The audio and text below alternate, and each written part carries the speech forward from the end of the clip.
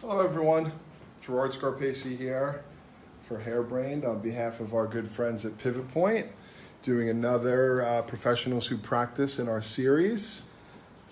Super excited today because, I've been on the road sharing a lot of razor craft and a lot of innovative cutting for the past, for a while now actually. We just did our HB Live broadcast and we've done so much focused on really, what I call more innovative or progressive techniques. And I really felt the need for myself, and I think that's a big part of what this Professionals Who Practice series is, to get back and work on some of my foundation technique. So today I wanted to do for you guys some precision cutting.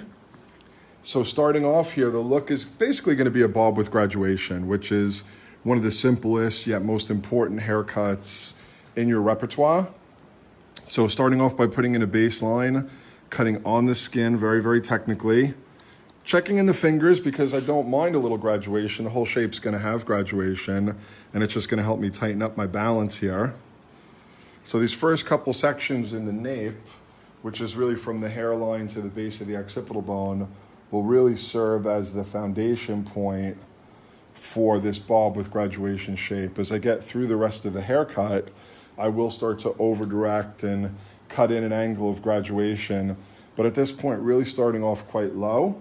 I use a technique when I'm cutting outlines that I call bracing. I'll put the scissor beneath the hair and then the comb on top of the hair to kind of sandwich the hair like your fingers would, but in a more of a gentle way. I cut with the curve of the head, try not to chase that hair around too far. So, when you're cutting a line like this, you have to think about like drawing a line on a balloon. You can't go out into space. You have to work with the curve of the head. Awesome. I just want to take a minute here. Kelly here from behind the camera. Welcome everybody. Good morning. There's a bunch of people tuning in that I'd like to say hello to. Katie McCluskey and Sunny and Michaela, Eric Begood, Kurt Kiefner, Lori. Thank you guys all for being here with us. All our good friends. Oh, my buddy Kurt is watching. Great to have Kurt here. Of course, Zach Schneider as well. And Zach. Thanks, guys. Thanks for tuning in. So I'm Gerard Scarpaci, and I'm here for our Professionals Who Practice series, which is something that we kind of came up with the idea along with our friends at Pivot Point that, even when you're an experienced hairdresser, an experienced educator, it's so important to keep practicing because whatever you're not working on is what you get weaker at. And in our craft, you have to stay diverse and you have to stay really tight in your technique. So for me, for the past couple of months, literally I've been on kind of a big tour here doing lots of razor cutting and innovative cutting. So when I was thinking about what I wanted to work on today, so wouldn't it be nice to go back and really work at some beautiful precision cutting, some foundation cutting, and that's what I'm doing here today. I put in my baseline on my first two sections against the skin. Now I'm starting the process of elevating by just kind of combing off the plane of the head and rotating in. The one thing you're going to notice through this whole haircut is that I'm always going to be lower or more over-directed behind the corner of the ear to build that weight. You can start to see the graduation happening now, Kelly, if you can get in closer there. That's one of the things that's so beautiful about these Pivot Point mannequins. They have such a great density that you can actually build a true shape as you would on a beautiful head of hair. So they're great to practice on. Today I'm working on Viola, and Viola is, probably one of the most popular for educators because it's super diverse. Let me turn around here, Kelly, so you can see. I'll try to turn back and forth as much as I can. Viola is super popular because she's got a great density of hair, a really kind of authentic head shape, and a good price point for educators. So it's probably the most used in classes around the world. Now, combing that hair back and forth, this really helps inform me how that graduation is building because I can look on the surface of the hair, and this is the angle that I'm looking at here, and this is the angle that I'm looking at here, and then of course I can comb it straight down. Whenever you work on graduation, you're going to have to fine-tune your outline because as you start to push that weight up the back of the head, the outline's going to move around a little bit. Don't overdo it. You can use a little bit of point cutting, but don't get sucked in and overdo it. Continue up now in the same way. Very simple at this point. As I get a little higher, I'll change my sectioning pattern, but I'm really still building the foundation of the bulb with graduation here. Now I did some pre-sectioning which I want to explain to you guys in a minute because it really helps me a lot. You know, when I work with heavier shapes, one lengths, and graduated haircuts, that means the hair on the top is going to be longer. And it's going to have enough weight that it's going to really want to fall in its natural parting. You know, sometimes with layering, you can tussle the hair and you can get away with lots of different things, or maybe just customize the parting afterwards with some dry cutting or texturizing or whatever you prefer to call it. But here, it's going to be super important. Let me just finish this side. I'll turn around to you again, Cal. So you can see higher in the center, I comb that hair right from the root. I comb it slightly back. I rotate my hand so the part on this side, it's my knuckle. The knuckle's always lower and rotated in. So even at this simple stage of the haircut, there's a lot of technique happening to get that graduation happening. Let's talk a little bit about the sectioning that I started off with. Come into here, Cal, so you can see. So the first thing I did was put the natural side parting in, which is here. And all this hair is going to fall to the heavy side. But what I like to do is then mimic it on the other side. So everything beneath here can be worked symmetrically, and then the only piece that needs to be thought about asymmetrically is right here on the top of the head. I do that with one length bobs and graduated bobs. So this is the natural side parting. This is just an artificial parting to make a pie section, and that hair will fall on the heavy side. And that allows me to treat all the rest of this symmetrically, because it can be very easy to lose track of what you're doing with a heavy side and a light side. All right, so now I've gotten in my base of graduation here. It's sitting very nicely. Now I want to start extending it up the head. So I'm going to drop all this hair down. This section here was from the low crown to the top of the ear. I'm going to redamp the hair. All right, as you do that, Calvin had a question. Are you able to explain the difference between starting a graduation with pivoting sections versus horizontal and vertical? I have a hard time deciding when to use them. Yeah, so first thing I'll say is there's lots of ways to do things, and the practicing and trying and seeing how it works for you is key. Typically when you start with what people call a graduated bob, you pivot. You put in a stacked angle, for lack of a better word, or a graduated angle in the nape, and then you pivot and rotate to go from a shorter graduation into a bob line. So that's what the pivoting does. For a lot of people, it also forces them to build weight behind the ear, sometimes too much. Starting horizontally is more because I want to have a bob shape, and then I want to put the graduation on top of that bob shape, as opposed to a graduated bob. But that being said, I'll tell you what, there's lots of ways to do everything. And there's only way to really understand it is to practice and experience and to see what works for you. All right, so I am changing my sections now. My base of graduation is done. Now in this panel, I'm going to take diagonal sections. I'm not going to pivot them because I don't want to be overly square. I'm just going to take them parallel, diagonal parallels like so. And I can come in, I can see my outline here in my fingertips. I can even check some of that and start to extend it up the back of the head. Laura was wondering if you can give us some tips on keeping both your left and right sides the same while cutting. Yeah, so first off, I go back and forth as I do it. So I've done 2 sections here. I'll do 2 sections here. So for me, going back and forth helps. Number 2, and probably most important, is body position. Kel, if you step back a little bit. When I was on this side, I had my hips diagonal to her shoulders, and I had a certain body position inside the hand. Now I need to mirror image that on this side. That really helps me. So literally, if you're practicing, practice in front of a mirror and take really good account of where you're standing when you work on one side or the other. Typically, it's not natural to stand in a mirror image. You will have to think about it, you will have to practice. It does not come naturally. Most people, as someone who's watched thousands of people cut hair as an educator, what's natural and comfortable isn't always what's best for balance. Doesn't mean it's wrong. It doesn't mean you know that you can't get balance, but usually my biggest tip is to mirror image. So coming up the back of the head here. So my sections didn't pivot. They ran up higher and higher on what I would call a parallel diagonal. So I had like a little triangle, and then another one, and another one. After I reach this point at the top, I'll start to move forward. Down, back, and in. So my over direction is square. And a little tip that sometimes gets lost with graduation is to always make sure that the bottom of the hand gets inclined towards the nape. And I'll show you what I mean here.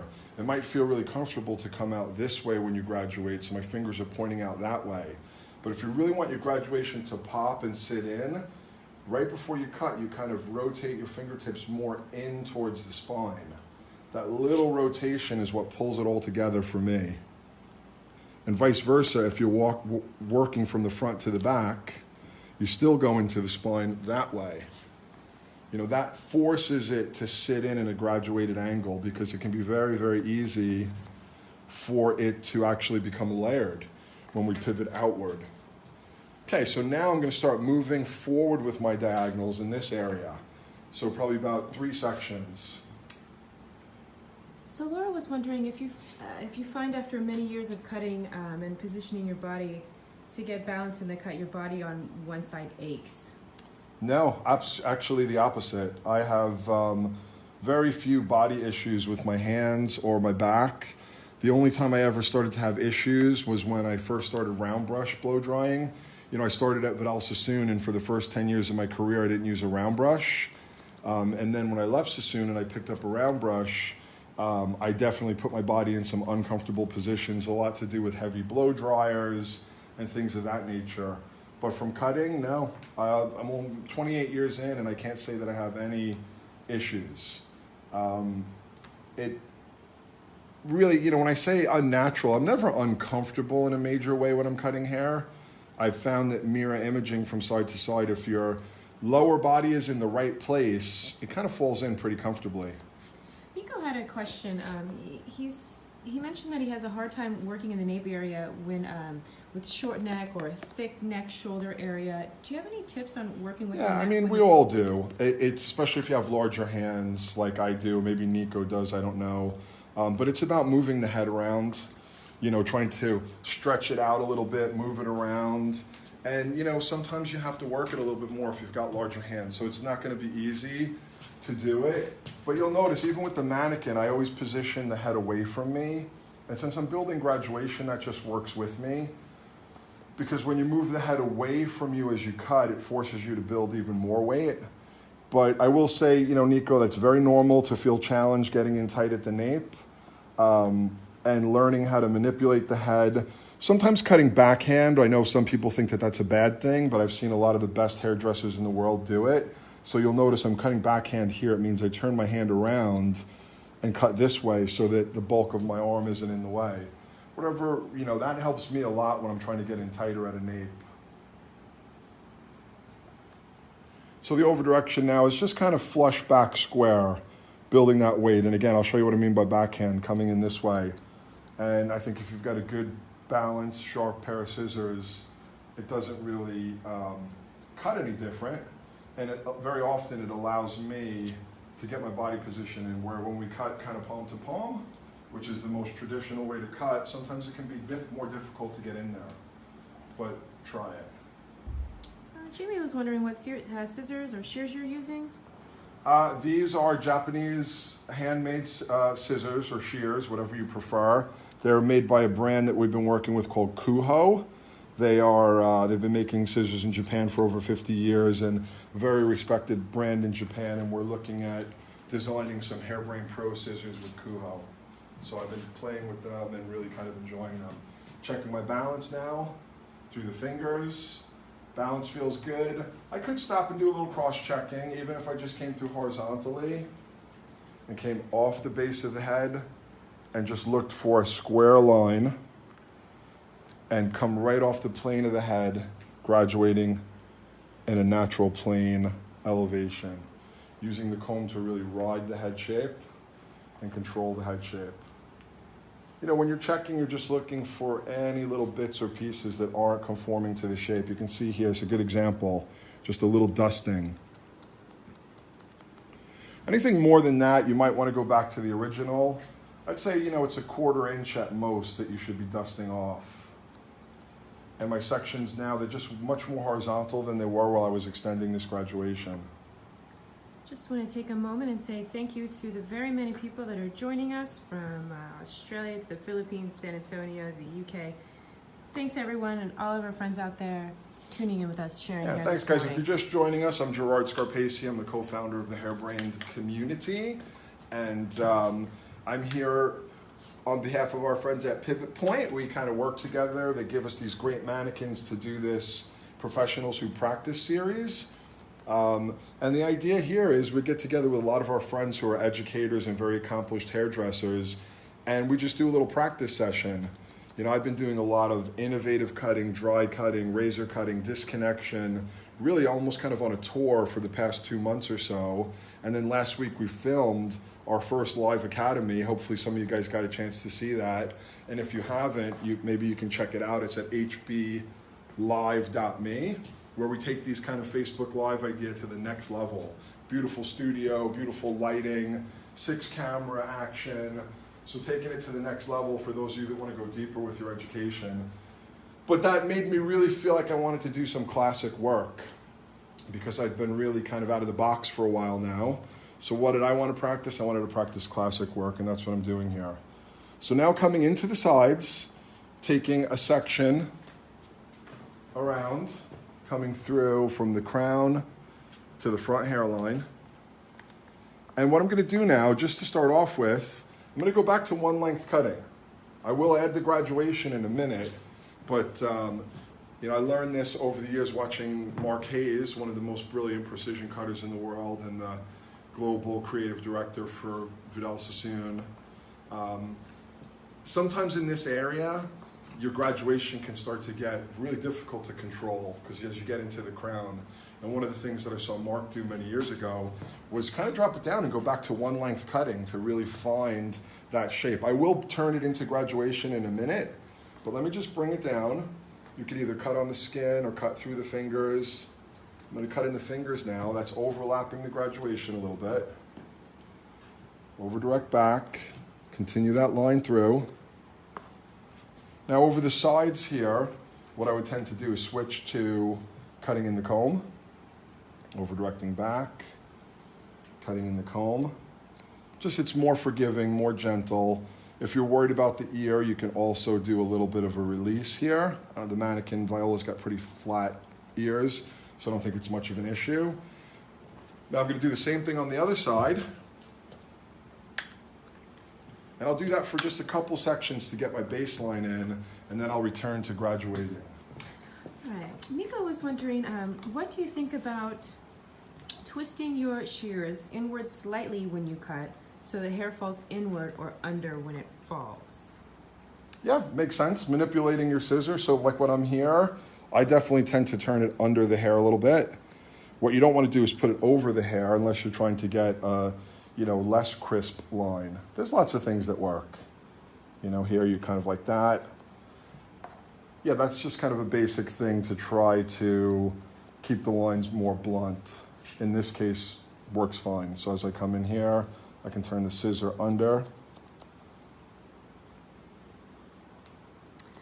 And Laura was mentioning she's graduating in August from school, and she's wondering what the best route is to become an assistant or go into like a corporation where she can get a chair. You know right what? away. Everybody's got a different path in life, so I can't say that I know what your best route is.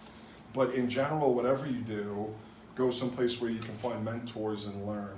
You know, if you graduate from school and you just go out there on your own, you could work as a renter, or you could work in a salon, you could work as an apprentice. You can do any of those things and still have mentors and education. So I'd say that's the biggest thing, is to realize that you're just on the beginning of a path. And there's lots of ways to start that, but you know, the destination, if you want the destination to be mastery and success, you definitely need to continue your education. So if it's working as an apprentice, which was the road that I took that worked great for me and a lot of my friends, where I made very little money in return for great training. But I was able to do that. I lived at home with my mom. I didn't have any bills. I was 18 years old. It worked for me, but I can't say that's going to work for everyone. I don't know what your life is. So if for some reason you have to perhaps generate more income, there are other paths that you can take. And if you do take those paths, just make sure that they offer still continuing and growing education and that you make sure it's a very important part of, you know, your weekly routine. Coming in over the sides, moving to the wide side of the comb, and just carrying my line through. I'll go back to graduation now after this section. I just wanted to establish this line. So this actually right now is overlapping the graduation in the back. This is going to be a classic cut where it's all going to blend, but I just find this is a nice way to get that bob line extended, and then I'll come back and start my graduation again.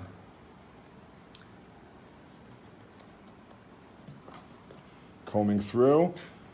Comb right from the parting, right from the section, slightly back, blending into the line. As I get closer to the back of the ear, I tend to move inside the comb just to be more forgiving. Viola's ears are quite flat. If they're not, when cutting a line, you can release a little bit of the tension. I'm also working on the wide side of the comb, so I'm not dragging that hair too tight. Combing slightly back and cutting my angle in. Take a moment to stop and check balance from side to side. Right. As you're doing that, again, would just like to take a minute and thank everyone that's tuned in from across the world, from Spain to Switzerland, Miami, Ohio, Napa Valley. Welcome, you guys. Thanks for sharing hair with us this morning. Awesome. All right, so now, as I mentioned, I will continue the graduation. So I'll come right back where I left off here. And this is the guideline from the underneath. And I'm going to do a mini version of the same technique. I'm going to take diagonal sections. I'm going to work my way up. I will probably right about here find some hair to blend. So that's the hair that was cut one length and overlapped. And one of the things about just blending in one length like that, it just makes it so much easier. You can see definitely what you need to do. So it's just one of those little tricks of extending the graduation into the crown without having to deal with too much hair. And you can see exactly what needs to happen very easily. Works great for me.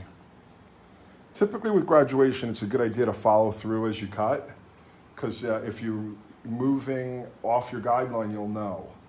So I can see where I was here, I can see what's happening as I'm working up, and I can see very, very clearly what needs to be cut. So just to recap, you put in your one length. So Started off with a one length baseline, graduated horizontally in the nape, started to graduate diagonally through the occipital bone, went back to one length cutting, overlapped the graduation, blended into the sides. Now I'm graduating into that shape. The part that's overlapping. Yeah, it's not overlapping anymore. I just connected it. It's just a little trick that I found helped me. You could go right, because it's harder to go from the graduation back into one length. Whereas now I've created the outline all the way through, and now I'm just adding graduation to it. And again, I can remember first seeing Mark Hayes do that and going, that just seems like a great idea, let me try it. And as a professional who practices, I tried it and it worked out great for me. So I encourage you to do the same. You know, and that's either using a model or a mannequin. These pivot point mannequins are incredible. Great learning lesson, great way to practice. Sanjoy is wondering if you'll ever open a physical academy one day. Potentially, but you know, I think what we're doing right now with the online academy is really where my passion lies, because I want to reach more people and help elevate the craft. I still always go out and do classes. I'm doing classes almost every week, but I go to the people rather than having the people come to one space for me or for whoever. I think our lives just need to be more mobile and more digital now.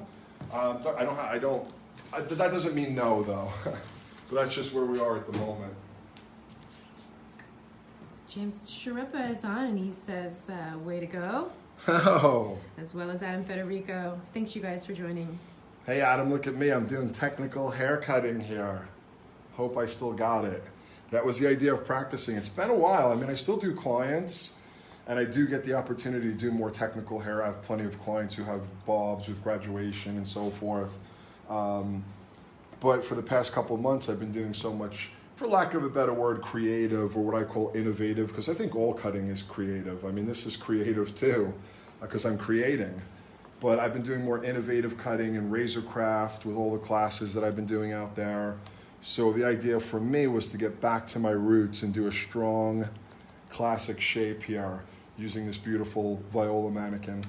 Kathy Kathy was wondering if you can tell us about your comb. She remembers you saying you like to use a carbon comb on dry hair. What are you using today and Yeah, why? this is the HB Pro 1 comb, which is, we designed it about 2 years ago with the German comb manufacturers Hercules, which are kind of a legendary comb company. They've been around something like 150 years. And this, we have it in red, black, and blue. So I wanted to look into some different colors, and this is a white version of that comb.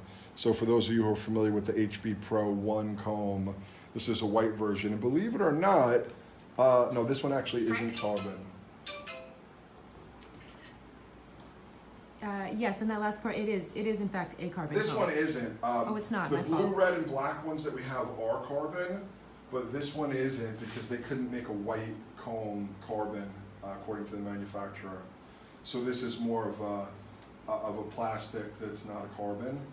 It feels beautiful, and I've been working with it for a few months, and I think we're going to go into production and make some soon for those of you. The thing with white combs is they get dirty fast, which can be a good thing because it forces you to be more sanitary, making sure that you're cleaning and sanitizing between every client. Nanette just joined us. Good morning. Good morning to everyone out there, actually. Thanks for sharing hair with us this morning. Gino was wondering, could you please give us a view on your body position, which I just panned out, and your foot position as it relates to your hand position on each side? Yeah, you know of the what, with head? this haircut, it's fairly stationary for me. From where I started, her head was here, my hips were diagonal to her shoulders, I started my cut, I worked my way up. I've been staying in the same position on this side. On this side, I stand here. My hips diagonal to her shoulders, and it's pretty much that throughout the whole haircut. There might be some movement around on the top, but in general, that would be it. Now I'm going to drop this panel down and again go back to cutting one length. So I cut outline, graduation, graduation, cut in the outline, and then graduate again. And the reason being, so this is a good example, you know, if I was to come in here, which I could do, and start to graduate, I'd have to deal with all of this, and it's very easy to make perhaps the wrong move or the wrong choice. Whereas when I can drop it all down like so, I blend it back into the original outline. When I come to graduate it, for me it's much easier to see what needs to happen. Again, just a little tip or trick that's made this easier for me. And it also helps me get a nice flow between the back and the side, in general. Doesn't have to be something that you do, but I definitely encourage you to try it because it's worked well for me. So I kind of get that off. Now here's a good example. When I go right into it, I'll take my diagonal section off the crown, comb it down, back and in. Body position's the same. Hips diagonal to the shoulders, and I see all I need to do is blend right through here.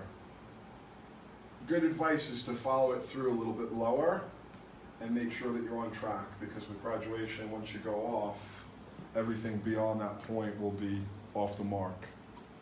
Good morning, Wayne. Thanks for joining us. Nice My to have good you buddy here with Wayne us. Woodruff, we worked together for many years at the Sassoon Academy, you know, kind of mastering our craft in these type of shapes, graduation. So lucky to have had that incredible foundation. And that's what I'm practicing here today, something that, you know, I still do in the salon quite often, and I might do a class every once in a while, but typically people want me to teach more razor cutting or innovative cutting, things like that. So I was really excited to take the opportunity to do something like this on this series, do some precision cutting, see if I still got it. Good morning, Chanel. Thanks for joining us. You're doing great things in the industry. Yeah, proud of Chanel, I remember her from when she was a very young hairdresser, Chanel Mariano, and you know, being a part of our community and contributing and asking questions and being a supporter. And now she's really continued to grow into a super valuable educator who's doing great things. I was just talking about her yesterday with my buddy DJ Muldoon.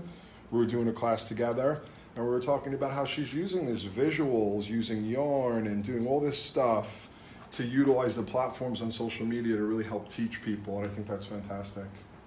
All right, Christine had a question. Is this what some would say is a stacked look in the back?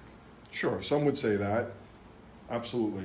The technical term is graduation, but a lot of times consumers or non-hairdressers use stacked, and sometimes I even use the word stacked just because it goes straight to the heart of it, you know?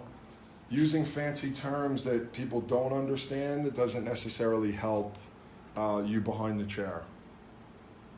Doesn't help me. I don't know what's going to help you, but I know it doesn't help me. How's that? Sarah was wondering if you prep the hair with anything? Just water. Yep, just water. Fair amount of it. She Yeah. noticed that it's not drying, so she was wondering if there was something in it. No, I'm just working pretty quickly. And again, to me, when you cut graduation, you should be able to see what happens. If it's flipping around and doing all kinds of crazy stuff, chances are your hand position was what I was talking about earlier. Lots of times people think that they're graduating, but they're not. If your fingertips aren't pointed back into the body, you're not graduating. If you're out here anywhere, you're actually layering. And layering is a removal of weight, and that's one of the reasons why the hair kicks around. All right, let's do that again on this side. We're going to drop this piece down, overlapping the graduated cut, and I'm going to return to simple one-length cutting. A couple reasons for doing that I want to share with you. Number one, I saw Marquez do it when I was a kid, and I was like, damn, that's cool. If Marquez does it, he was always one of my mentors. Glad to say he's become a close friend. And I saw him do it at first, and I was like, that makes a lot of sense. You get rid of this excess length, you blend it back into your bulb line. When I come to graduate later, I'll pick it up. It'll be very easy to see what needs to happen. Boink! And I won't be overwhelmed by hair. So I encourage you to try it. See if it works for you as well as it's worked for me. So just blending back into the line. You can switch to the comb here if it's more comfortable, or I feel like I have a little more control, and just cut right on the line. All right, Wayne will miss us in Parma. Hello from the Philippines. And Doris Smith, hello, Gerard and Kelly. Good morning, good evening. Hey guys. Yeah, we're going to miss you in Parma too.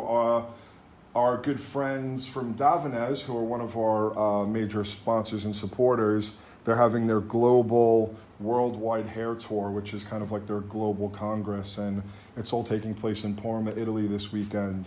Randy will be there capturing all the magic, and Kelly and I will be here back in New York doing our thing. Okay, Amy noticed you don't point cut.